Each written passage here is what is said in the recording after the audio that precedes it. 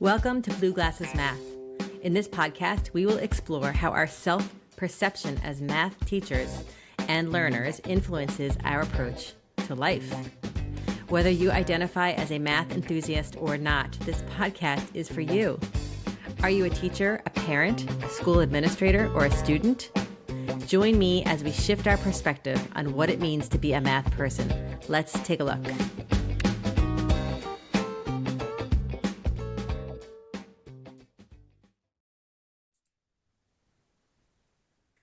Welcome, Dr. Kris Childs, to Blue Glasses Math. I'm so thrilled to have this conversation with you today because I've been following you for a really long time. I think that what you say on social media, on YouTube, when I watch your work, I know that you work with Open Up resources, and I just value so much your perspective. And so that's why I wanted to have this conversation with you today on the podcast. Definitely excited to be on this podcast. And I always, before I jump on any podcast or any stage, quick disclaimer, all thoughts and opinions are my own. So to all the listeners out here, you're going to get the raw, uncut, unedited version of Dr. Christopher J. Childs on this episode. I love it. I love the raw, unedited, because one of the things I've been having that's been coming to me is that as I have conversations with more and more people about math education, I feel like the more authentic the conversation, the better. Because I think sometimes there's this attitude about math and how it's like this high, lofty subject that is only accessible to certain people, and when we have these authentic conversations, it's just like really humanizing what math is all about. Yeah. No, I totally agree. And understanding what math is all about, that's the key. And how everyone has contributed to math is just all we put in math in a language that connects and relates to them. Oftentimes, as we were talking off the air, we get so caught up on math is a textbook or math is 1 through 50 all or 1 through 50 even. Math literally explains the world around us, and everybody's culture has contributed to it. Yeah, I love that. All right, so let's start with my first question for you. So what experiences have shaped your perspective on what it means to do math or to be a math person? Like, what do you come to this space with?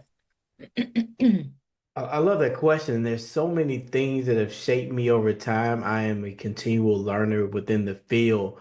One of my biggest moments was when I was teaching high school, and I was teaching the textbook. I was a first year teacher, and I used the textbook. I thought that's what we did. And I had a group of what I've always called the cool kids who did not engage whatsoever. They were respectful, they came to class, but they did not engage. And they were like, I was Mr. Childs at the time. Mr. Childs, this math stuff, it just doesn't make sense. So I said, what makes sense to you? And they're like, shoes. And at the time they were flipping shoes. I said, great. I came back and I changed the context of what I was teaching to shoes, and I changed my approach. I I was never a lecturer, but I even gave less direct instruction. I just said, let's talk about shoes. I Yeah. let them give me some things about it, the cost of shoes. Then we got into what percent increase, percent decrease, what revenue we're making, and it unlocked their math experience. Then when we gave the end of unit assessment, they did amazing, the best ever. The next unit, I went back to business as usual. Uh-huh. They all checked out. That was a pivotal moment for me. That one, I knew they had it within them. Two, it made me, with the philosophy I use today, I'm married to the content. I'm never married to the context. And that Ooh. pivoted and changed how I instruct math, how I facilitate a discussion with learners in the classroom experience. I centered them and thought about what do they need to take away from this that's going to benefit them far beyond the 180 days of my classroom. I love that you took something that they find value in, right? Because and also I feel like in that moment you gave those students an opportunity to see themselves as having a seat at the mathematical table because you brought in a context. Yeah, go. And it was so simple. And a Yeah. lot of us, especially to my high school folks, we got so married to the content or that book or what I got to get through and never thought these are human beings in this room in this moment in time. What are we doing to make this a mutual beneficial experience? And I tell them, and I've told every learner I've taught, I honestly do not care how you perform in my class. Yeah. What I care about, have I prepared you for life beyond my class? You're going to be out of my class more than you're going to be in my class. Have I prepared you for that? And I'm going to use mathematics as that catalyst to prepare you for life beyond the classroom. Beautiful. So mathematics classroom as a catalyst for being able to survive life and navigate life. That's awesome. I love that. So important. And I think, it's funny because as a young teacher, I had the poster on the wall that said like when will I use this? And it was literally like a giant spreadsheet. And I hope that is in the incinerator because it was like here's how you'll use fractions, kids. And it's like, they don't care. They are not thinking, oh, I better maybe pay attention to the fraction unit because someday I want to do XYZ in my career. They're in the Just, moment. They're in the moment. and let's be honest, and we're math educators. Yeah. No one comes up to me and say, hey, what's 5 times 7? Give it to me really quick. No one comes up to me and asks me No, about the right triangle theorem. No one asks me to graph sine and cosine. Folks don't ask me that. no. I get real world scenarios and problems, and I'm a math person. So Mm-hmm. if a math person doesn't get those types of questions, non-math folks out here in the ecosystem, they're not getting them either. Yeah. So when we say I'm preparing you for the real world, are we really? Yeah. Again, it's the difference between preparing someone from the real world and preparing them for life. We're preparing them for real life. What real life mathematics experiences Yeah. are they going to need when they leave our environments? Yeah. Also, yeah. And then that also makes me think of like even just the skill of struggling through a problem or grappling with an idea that you may not know the direct path to get the answer. That in itself is a life skill, right? Like for even like stripping away the context. If I have to struggle through a problem or struggle through something that I don't know, I keep using the word struggle, but grapple with an idea, that's where I might not have all of the pieces that I need to solve that problem. I have to go out and seek them. Isn't that what real life is about? But that's math. When you think about the origins of mathematics, mathematics was used to solve some problem. Yeah. And whatever the problem was of the time, they used mathematics to either build something or to do something or to calculate something. Yeah. That's what math has always been about. Yeah. Somewhere over time, someone translated into a textbook. To be honest, they translated textbook probably make some money, Mm-hmm. not realizing they stripped away the whole beauty and the wonder behind this awesome subject of mathematics.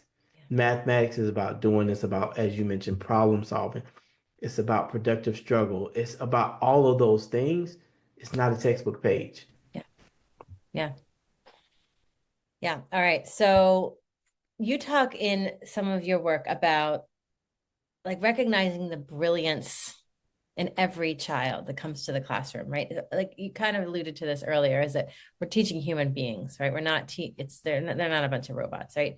But every student comes to the classroom with brilliance. And it's interesting because as I go to classrooms, and I'm sure you are in schools too, you you start to realize that there are some kids who are just kind of shrinking in the back because, or maybe not raising their hand or not, I saw 5 students today asked to go to the bathroom when it started to get a little challenging. But those students, there's brilliance inside of them. And so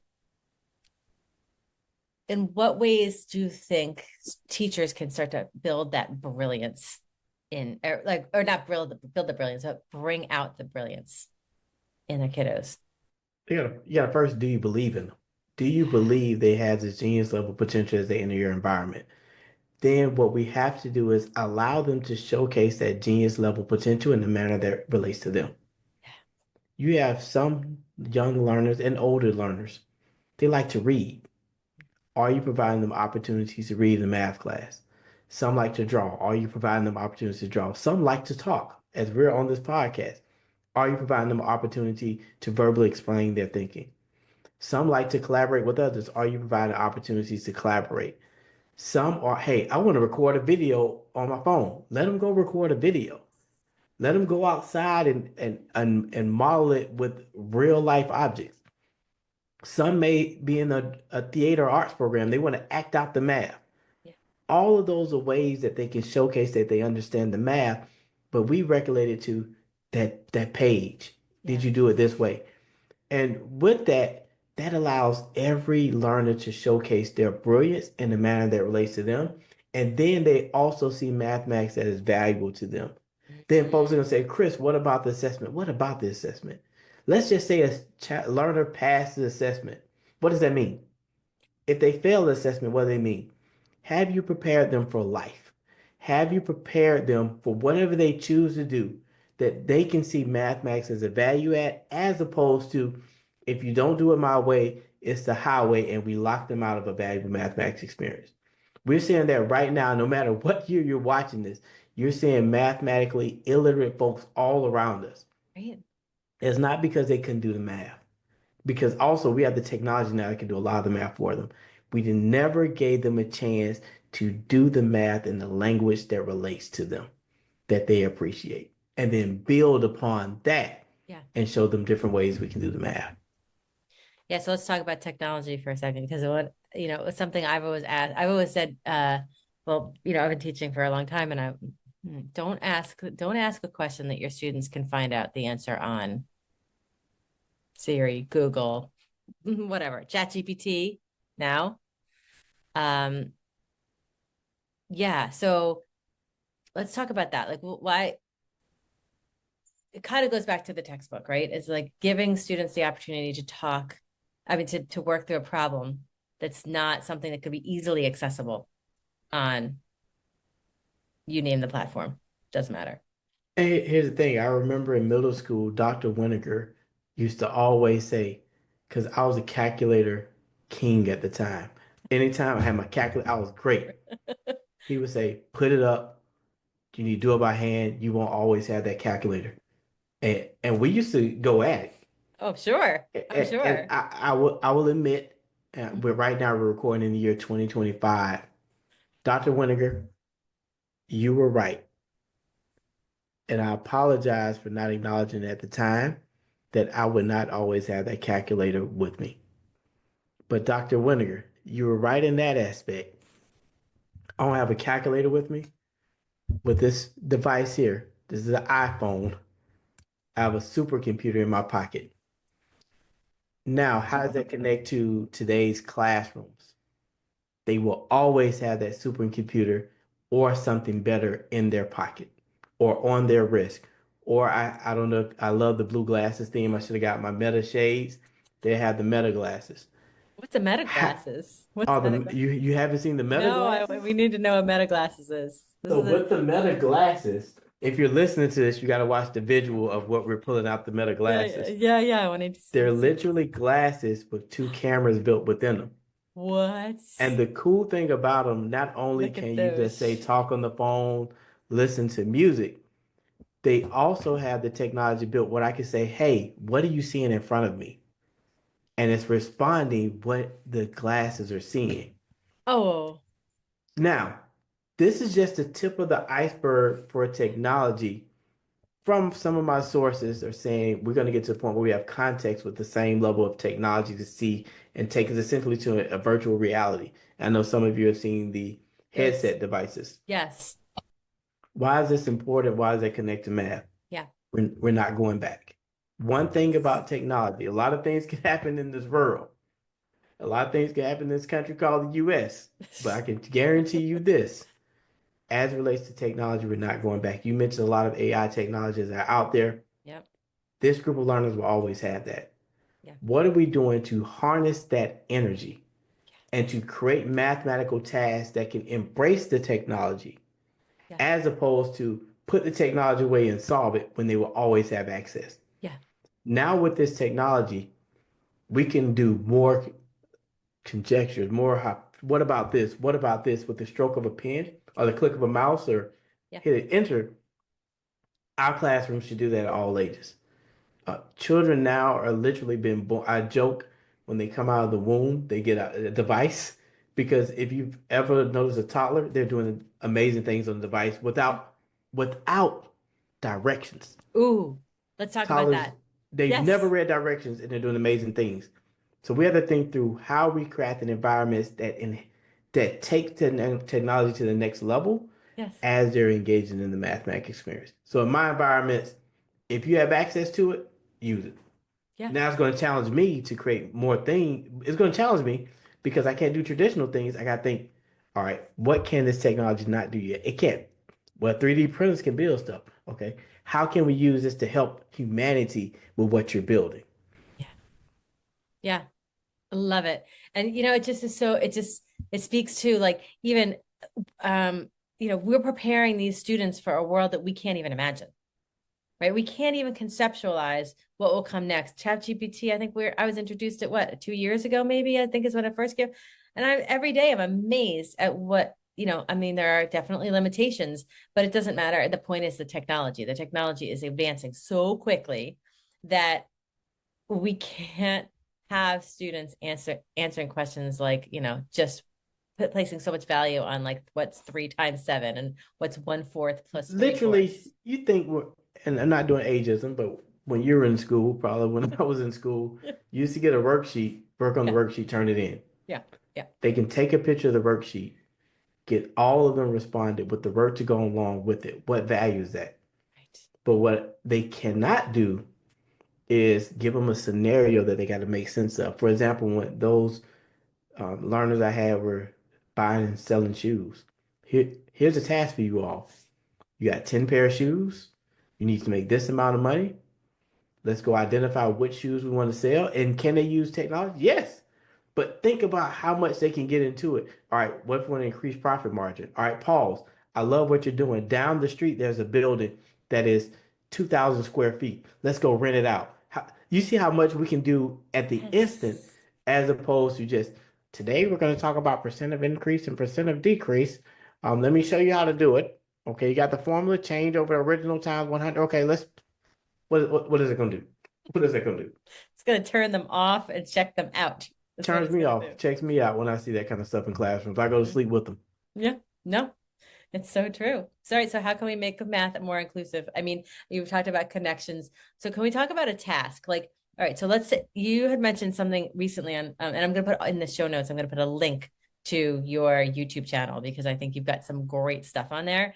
And I think it's really inspiring because it's like quick and dirty, like very passionate. Like you're super passionate. You're coming through on these videos and you're talking about I think so it was an addition problem. So it was like, all right, so we can have talk to what I would say third grade, fourth graders and ask them to add 327 plus 125, whatever. Well, right. They could do that in an instant by just saying, hey Siri, what's the answer to this, right? What are some ways? So it's a standard for that specific grade level. What are some other options? I know I'm putting you way on the spot here, but like, what are some other options for teachers? So what we got to do is one, as you have collaborative discussions with the learners in your environment, got to find the context. The context is going to take you over. Now, the content we're still going to add and subtract within 100. I think you did 1,000 with that one. Uh, Yeah. it doesn't matter. That part Yeah. we're going to do that. But what are the contexts that they want to engage in? Now let's put them in a problem solving scenario that they do the same math, but now they got a problem solving scenario. It could be as simple as, let's see, what are some things that we're seeing that they like? I Oh, got one. I'm gonna go video games. They yes. love that was it Fortnite? Fortnite. That's like the big thing right now, They right? love Fortnite. They love Roblox. They're Yep. by they're building fake cities and with real money. Yeah. Exactly. My credit But card. within it, again, you just changing a basic, hey, add these two numbers, put in a problem solving scenario. And V-Bucks for Fortnite. No, is it Fortnite V-Bucks or is it Robux? I don't know. There are some bucks, but I don't know what the bucks are called. I forget. Whatever they show up on my credit card every Which month. one is it? Fortnite Bucks? All right, V-Bucks. I love Hey, we have I got a team. I got a team. contribution from your team. I love it. So you have these V-Bucks. Basic. You've been given an allowance of $10 a week Yeah. for doing blank. Keep it simple, but let them, hey, what do you, oh, I do this for my allowance. Perfect. You got allowance of $10 per week. You want to buy the 99.99 gift card of V-Bucks. How long is it going to take you to buy it? Yeah. Right. Again, different ways to think through it, they're going to get involved. Yeah. If you send tasks like that home, families can get involved. Ooh, I love But that. when you go straight to just do this worksheet, families like, what are we doing this for? Yeah. Or if you want to get one of my favorite ones, percentages. Anytime you sit on percentages, every family member is called their favorite math educator, or they're sitting there like, wait, you multiplying 25%, 50, what do we do? But here's the thing, because it's just a worksheet. But if you say go home and you don't even have to write it down, ask your family member what is one half of the utility bill. Ooh. Everybody in America can figure that out. Yes. Simple as that. Right. But again, what are the contexts that we're using? So to your earlier question, Yeah. think it through context that are good folks involved. And even if that context I said you earn allowance $10 per week and you want to buy the ones for 99.99, what's the one? What about tax? Do they charge taxes on there? Yes, let's Google it. Let's have a discussion. Yeah. And then you can bring in money so they can actually count out. So there's so different ways and we can still engage in the same standards. I know some of the listeners, well, Kris, it's not technically adding and subtracting. You all get the drift of where we're going with this. Of course. Uh, but those are things that we have to think through, married to the content, never married to the context. Then someone will say, well, Dr. Childs, I love that theory, but on my state test, we don't have that. Well, here's two things. If you teach to the standards, the test is going to take care of itself. And if your state tests do not have that, you need to ask yourself why. Why haven't you reached out to who is creating your test to put those type of examples in it? Do you know who makes state tests? Educators. Do you know who makes all those standardized products you buy? Educators. Why aren't you having collaborative discussions with them? There is no rule saying you cannot use these contexts in the context of math. Yeah. So if you use them in your classroom, you need to reach out to your publishers, reach out to your state folks. These need to be on the assessments. Again, when they say, I don't know if we can do that, someone takes time to make every problem. Right. So guess what? Contexts are all arbitrary. Yeah. I love that. Right. It's like get involved, right? Don't be a victim to the system, but participate and have your voice heard, right? Yeah. And here's the thing with having your voice heard, because sometimes I've been in the great thing about my career, I've worked with the first year teacher, been the first year teacher. I've worked with district leaders, state leaders, national leaders. I've worked with literally everybody in every single room. And what I've learned is who controls education? The person in charge at the moment. There's no mythical Mm, decision maker. And I was telling a group of leaders here in Florida, I said, and we did an exercise. Write down things you control, things you can influence, things you have no control over. We actually did it on posters around the room. love it. And we honed in on what are things you control, a little bit on what it can influence. The things over here on this wall where you have no control over, no influence. What are we talking about it for? Well, that matters. Yes. You have no control over it. Are you controlling the things that you can control in your environment? That's all it is. If you're doing that, why even worry about the other stuff? But what happens, we get focused on the other stuff and not, Kris, I love what you're thinking. I actually can make my classroom assessments match the context. Okay, why aren't you doing it? Kris, I don't have a mandate where I have to use the district curriculum. I can use another high quality material. Why aren't you doing that? Again, work within what you can control, but you need to have the data to prove what you're doing is working. Yeah, So for when sure. you listen to this, don't go out. Oh, he said we can make ice cream on Fridays, and those children do not know math. At the end of the day, your job is to teach math and to make sure they're proficient. If they're not, whatever you're doing is not working, you need to reach back out to somebody else. Yeah. I love that. Not the things you have control over, the things you don't have control over. And what was the third one? So things you control, the things you influence, and the Oh, things you have influence. no control over. The things you influence. Yeah. I love that. I'm going to use that. Actually, I think that's great. So that was school leaders you were using that with. Yeah. Yeah. I was using with math at least. I use with Math everybody. leaders. Yeah. The Right. class, It would the work for them. classroom teacher who listens to this podcast, oftentimes when we're that classroom teacher, we don't feel empowered to do a lot because we got all these mandates and things we're doing, but not realize when you close that door and you get to teach math, No one is asking you, did you change the context? What they're asking you, are they learning?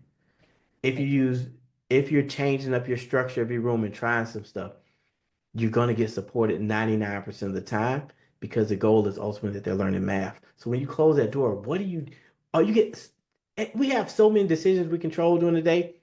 We have to take advantage of those moments. These are those opportunities I can do that thing that I believe in Yes. and not blame the system. We get, and I want everybody, this is your independent practice. I don't do homework, I do independent practice. Love it. Tomorrow, when you get into your environment, just jot down, and it could be mentally or on paper, how many decisions you get to make that you actually get to make. When you get home, I promise you'll be like, I made a lot of decisions today. Then tomorrow, think through intentionally, how can I make better decisions tomorrow? I got to make all these decisions. Beautiful. I love that independent practice. It's a great way to wrap it up. Because I could talk to you all night. I have like 12 other things on my mind, but we're going to keep this to a 20-ish minute episode and Awesome. send our teachers on their way. But so where can people, I mean, I'm going to put in the show notes, but are there any other places besides YouTube that people could connect with you? If they want to know more, I did see on your LinkedIn, you said you just want to connect with people. And if people want to like talk about math education. I think it said something like that. Yeah. So where is the best Couple, place to connect with couple you? ways to connect me. One, my website, www.christopherchilds.com. That's Christopher with a K, KRISTOPHERCHILDS.com. I don't know why we say the www. I think at this point people know it, but I'm That's gonna say okay. it www. But also, I'm on every single social media platform that currently exists and all the ones that have yet to exist at DRK Childs. You can find me on any social media platform, constantly posting content. If there's some content that you have, like, hey, have you made this yet? If not, I'll work with my team, we'll get it made. But at the end of the day, I am committed unapologetically to making sure every child has a positive mathematics experience. And I'm committed unapologetically that every educator has what they need to educate every single child, regardless of their identities they bring into space, because every child is deserving to learn mathematics. Beautiful. What a way to wrap it up. Well, thank you so much for coming today. And I look forward to future conversations with you. I think this is just the beginning, honestly, for me. Awesome. Thanks for the Awesome. opportunity. Looking forward to future discussions, and every educator out there, keep doing what you're doing. We support you and we're proud of what you're doing. Love it.